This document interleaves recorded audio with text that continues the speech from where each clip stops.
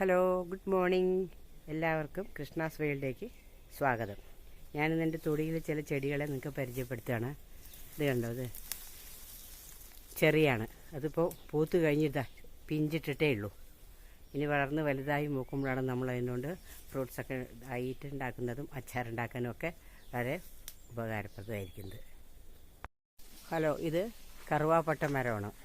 ചെറിയൊരു തൈ വെച്ച് പെട്ടെന്ന് വളർന്ന് വലുതായതാണ്. ഇത് വളർന്ന് വലുതായപ്പോൾ വീട്ടിലേക്ക് ഹാനിയാവുമെന്ന് പറഞ്ഞിട്ടാണ് കുറേ കൊമ്പുകളൊക്കെ ഞാൻ മുറിച്ച് വിട്ടു. ഇതിൻ്റെ തോലാണ് നമ്മൾ കറുവാപ്പട്ടയായിട്ട് ചിക്കൻ കറിയിലും മറ്റിടാൻ വേണ്ടി കടയിൽ നിന്ന് വാങ്ങുന്നത്. ഇതിൻ്റെ തോല് വെട്ടിയെടുത്തിട്ട് ഉണക്കിയിട്ട്. അതുപോലെ തന്നെയാണ് ഇതിൻ്റെ ഇലകൾ. ഇതിൻ്റെ ഇലകൾ നമുക്ക് രാവിലെ നേരത്തെ ചായ വയ്ക്കുമ്പോൾ ഞാൻ ദിവസം ഇതിൻ്റെ ഒരേ ഇലയിട്ട് തിളപ്പിക്കാറുണ്ട്. 5 തുളസിയിലും അത് നല്ല ഉന്മേഷം തരാറുണ്ട് ശരീരത്തിന്. മാത്രമല്ല ചിക്കൻ കറി, ബിരിയാണി ഇതെല്ലാം വാങ്ങി വയ്ക്കുന്ന ഏറ്റവും ലാസ്റ്റ് ഇതിൻ്റെ 2 ഇലയിട്ട നല്ലൊരു മണവും ഗുണവും ഒക്കെ കിട്ടും.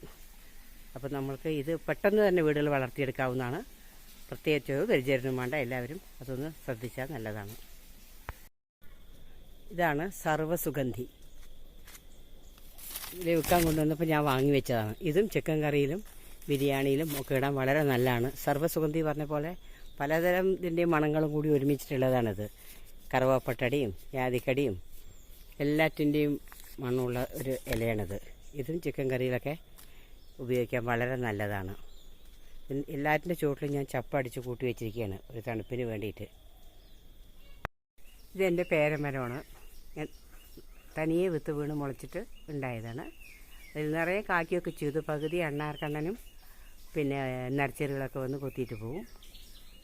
നമ്മൾ മാത്രമല്ലോ, വൈക്കം മുഹമ്മദ് ബഷീർ സാർ പറഞ്ഞ പോലെ എല്ലാവരും ഭൂമിയിലെ അവകാശികളല്ലേ. അവരും കുറേ തിന്നുകൊണ്ട് പോട്ടെ. ഇത് കേൾക്കുമ്പോൾ എനിക്ക് പഴയ ഒരു പാട്ടിൻ്റെ 2 വരികൾ ഓർമ്മ വരുന്നു. പേരില്ല നാട്ടിലൊരു പേരമരം പൂത്തു, പേരിനായി 4-5 പേരയ്ക്ക കായ്ച്ചു. പേരില്ല നാട്ടിലൊരു പേരമരം പൂത്തു, പേരിനായി 4-5 പേരയ്ക്ക കായ്ച്ചു.